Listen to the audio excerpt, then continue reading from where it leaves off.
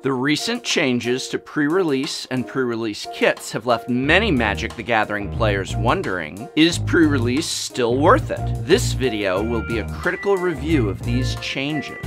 Please note, critical does not mean negative. Critique can have both positive and negative connotations. In my original video, I found attending pre-release to be very worth it, and even proposed that attending multiple pre-releases was better bang for your buck than buying booster boxes. However, many changes have now been implemented which may affect that original assessment. Let's begin by looking at no seeded boosters. The elimination of seeded boosters is probably the biggest change to pre-release. Since Return to Ravnica 3 years ago, pre-release would have one of 5 options of kit for the player to choose from. These kits would sometimes be in a 2-color option, such as one of the Ravnican Guilds, a mono-colored option, such as one of the Gods of Theros, or even a 3-color option, such as one of the clans of Tarkir. In Sealed Constructed, the format of pre-release, players build a 40-card deck from 6 booster packs. However, at pre-release, a seeded booster would replace one of those booster packs, and that seeded booster would contain a random assortment of cards within the kit's color or colors. This was meant, above all, as an aid for new and returning players to make construction easier, especially for multiple color builds.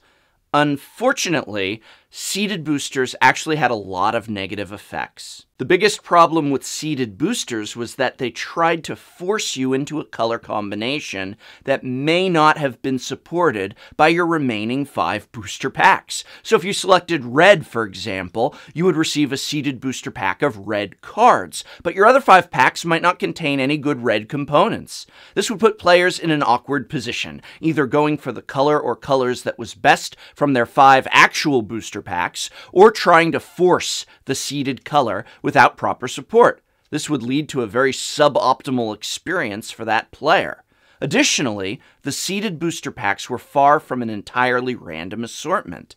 As a result, some colors would be superior to others, meaning that someone selecting red, again, for example, might have an automatically better starting point than, say, someone selecting blue. And I haven't even gotten to the effect that promos had on that. And in addition to all of this, by simply determining which color you are building a deck of prior to the pre-release, you are eliminating one of the key aspects of Magic the Gathering: building a deck. There's a big difference between open these 6 packs, choose a color or colors, and construct a deck from them, to open these 5 packs and this seeded pack, and then build a red deck because you selected red for the pre-release. Again, the idea was making things easier for new players, but I would argue that new players can handle pre-release just fine with 6 booster packs. Don't underestimate new players, something we all were at one time. We are smart, we can handle it, and you know what? Mistakes are how we learn and grow. And also, on a very casual experience level, the seeded booster meant you were always getting 1 less booster pack per pre-release. To only get 5 actual booster packs to crack open at pre-release is bad enough, but when we would get to the 2nd or 3rd set and only be getting 2 actual booster packs of the new set, that was very frustrating and a big disappointment. It's the pre-release for the new set, and I'm only opening 2 booster packs of it? So, in regards to the elimination of seeded boosters and not having a choice of colors, having 6 booster packs instead of 5 booster packs and a seeded booster is a far superior experience. What about the redesign of pre-release kits? Previously, pre-release kit boxes were flat, tray-like boxes that did not hold up very well over time, and certainly weren't ideal for storing a deck in. The redesigned kit holds sleeved cards, comes not only with a spin-down but also a spin-down compartment, and best of all, are small and compact.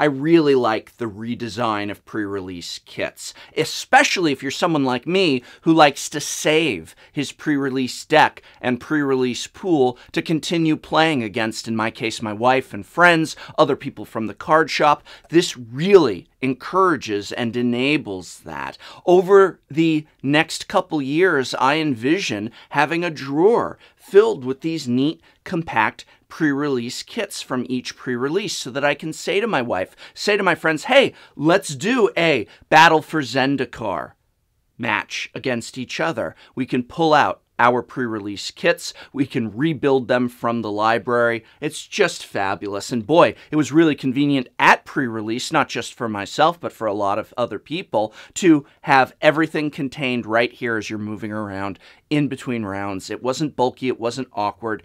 Love the design. Oh, and before anyone says anything, yes, it is cardboard, something that I have been critical of Wizards of the Coast on in the past. However, this sleeve helps keep it together, keeps it from falling apart a lot more than if the box were loose, and also, it actually holds sleeved cards. And while this next change was actually implemented a few sets ago, I'd like to still look at the new system of pre-release promos. Going very far back in time, pre-release attendees would receive a single promo of the same mythic rare. This promo could not be used in your pre-release deck and would often have great value for constructed. Heck, Emrakul was the promo for Rise of the Eldrazi. Wow. However, that was changed years back to go along with the premise of color-specific kits, meaning there were now 5 possible promos, and these could indeed be used in your kits. And this was a major problem. The promos almost always were worthless for constructed play, meaning that they were also worthless financially and to collectors. Also, for the purposes of the sealed pre-release event, some promos were significantly, sometimes overwhelmingly, superior to others, giving one color or color combination a predetermined advantage over others. And this caused all kinds of frustration. Some colors would sell out ahead of others as word spread among some players which were the colors to pick. Other players left out of this loop would have a disadvantage. Again, all predetermined before the sealed event even began.